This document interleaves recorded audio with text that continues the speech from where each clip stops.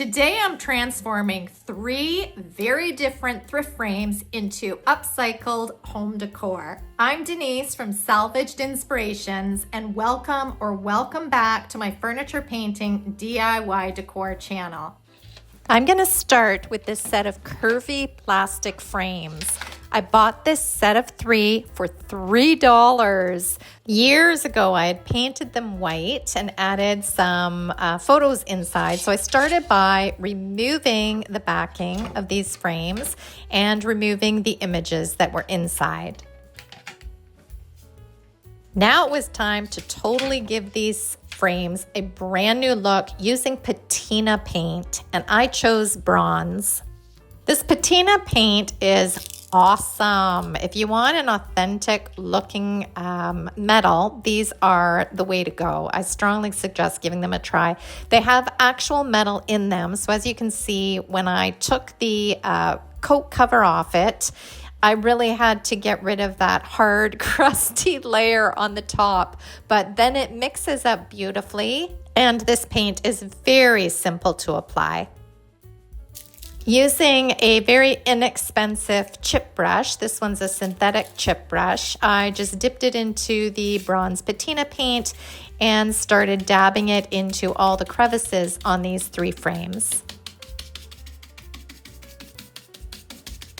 And just look at how beautiful this looks. I love using this paint. I have to say, it's really fun to see the transformation.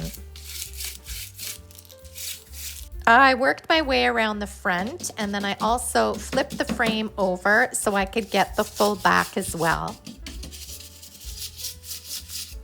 I went ahead and repeated the same process on the other 2 frames, and I strongly suggest laying down a piece of cardboard or a drop cloth or something, because if you're trying to get into all the little nooks and crannies of a frame, it can get messy. So you don't want to be doing this on a clean, good counter or a good surface. Make sure you put a drop cloth down. Once I had all 3 frames painted in the bronze patina, I took a synthetic chip brush and just a tiny little bit of dark paint, and I wanted to add some depth and interest to this bronze patina. So I just brushed it on lightly. There's no right or wrong way to do this. It's just dry brushing, and you can get the dark paint on parts of the frame and then leave the other parts of the frame in bronze. You just kind of want to go at it willy-nilly to create some interest. And a good tip is to keep that brush fairly dry, and I like using a shop towel just to rub off the excess. For the last step, once the dry brushing has dried, which seriously took 15 minutes because it goes on fairly dry anyways, then I brought out some bronze gilding wax just to highlight all the high areas and add a little glitz and glam to these bronze frames. And check out the difference that this gilding wax makes.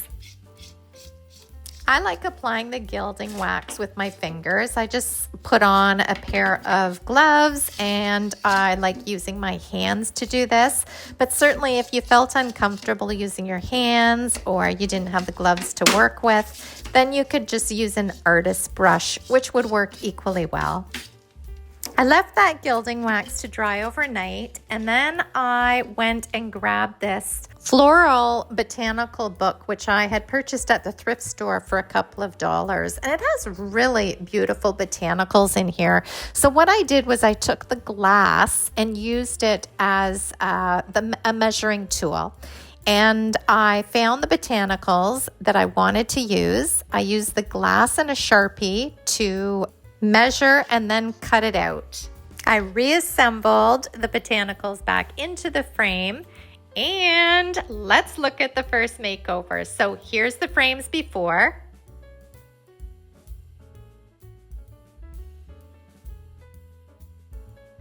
And here's what they look like now. And I think they look so much more upscale.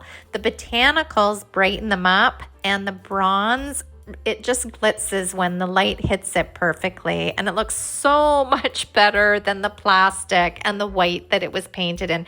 So I strongly suggest, if you see any sort of thrift plastic frames that you like the style and shape of, grab them. Get yourself some patina paint and turn them into a metal patina. The next frame makeover I'm sharing is this mirror off a thrift dresser.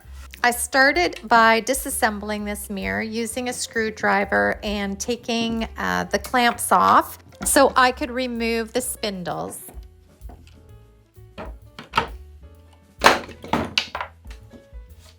I also took some needle nose pliers and removed the nails that were holding in the backing. I gave everything a really good cleaning, and then I found this gorgeous floral molding for the top of this frame. I added some Titebond glue to the back and adhered its center on the top curve, and I did measure just to make sure that I had it dead center. Once I had it in a perfect position, I clamped it.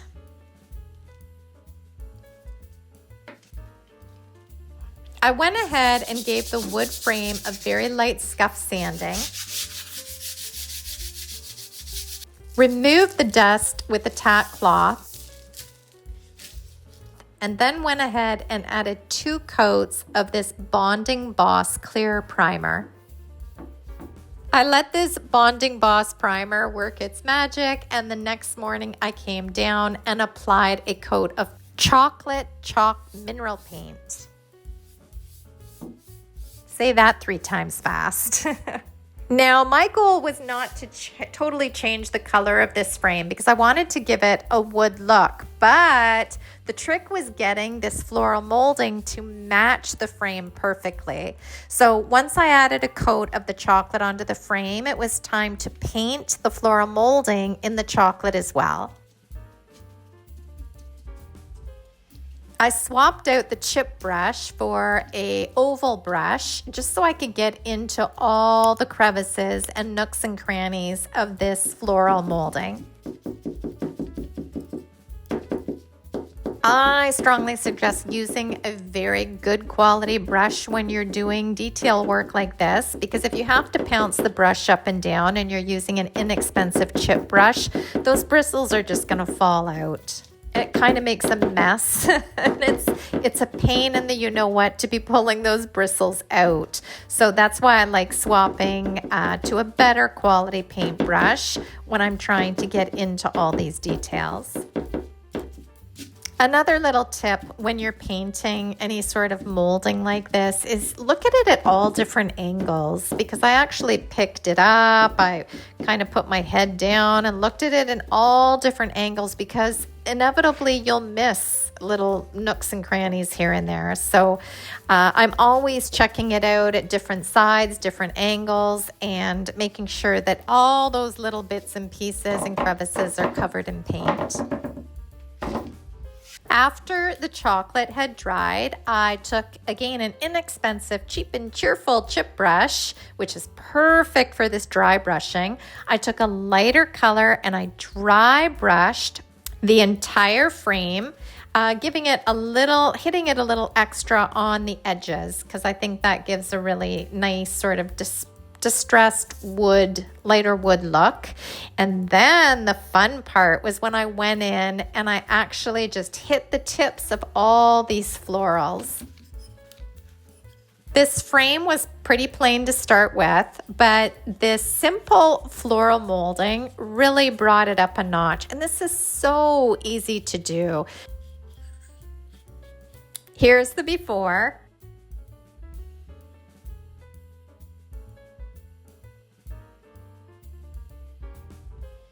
And here's the after. And again, super simple. Take any sort of plain thrift frame, add a molding, paint it all in one color, highlight it with a lighter color, and you have a totally brand new look. Now, those 2 thrift frames were pretty quick turnover, but this one was the fastest. This one took me all of 10 minutes minus the dry time. I found this thrift frame and art at the local thrift store. I love the floral print. The width and the texture of the frame I really liked. I even like the vintage vibe of the green matte and the gold highlights, but I did not like the tone of the frame. I did not like the color at all. The wood finish looked very 80s to me, and that's probably because this was probably from the 80s. I gave everything a really good cleaning.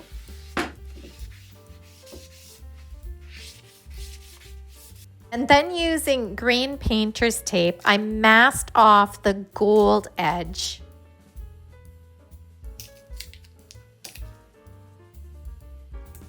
To remove the excess painter's tape and get really crisp corners, I used a utility knife and a straight edge.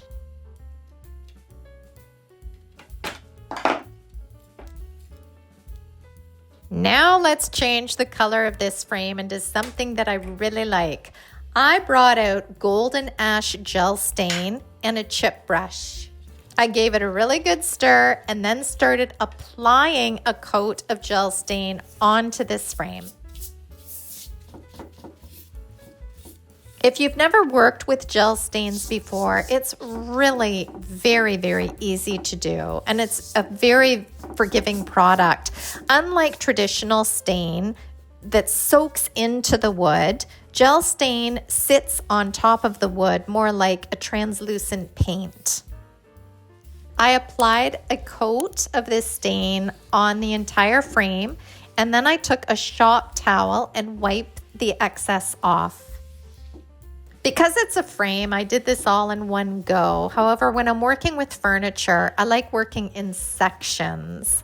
But again, if you're working with a smaller item, decor item like this, you can just paint the whole thing in the gel stain and then wipe it all back in one swoop.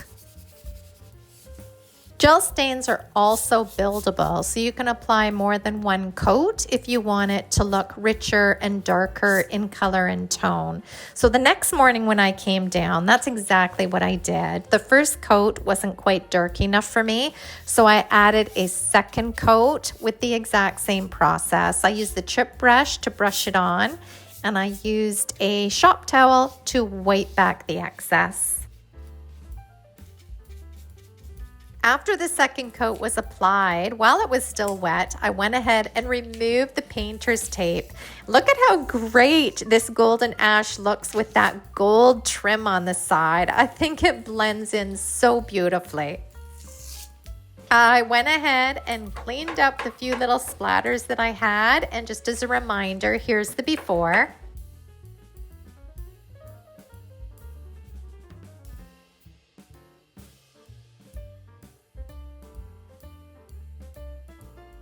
And here's the after, and the frame looks so much warmer and so much richer. I just so much prefer this darker stain over that 80s stain that I originally bought this piece for. So if you ever find a thrift frame that you really like the looks of, or you like the art on the inside, but you're not fond of the frame, gel stain can transform it in seriously 10 minutes. It took me 5 minutes to apply the first coat and wipe it back, minus dry time, because I did leave it dry overnight, and it took me another 5 minutes to apply the second coat.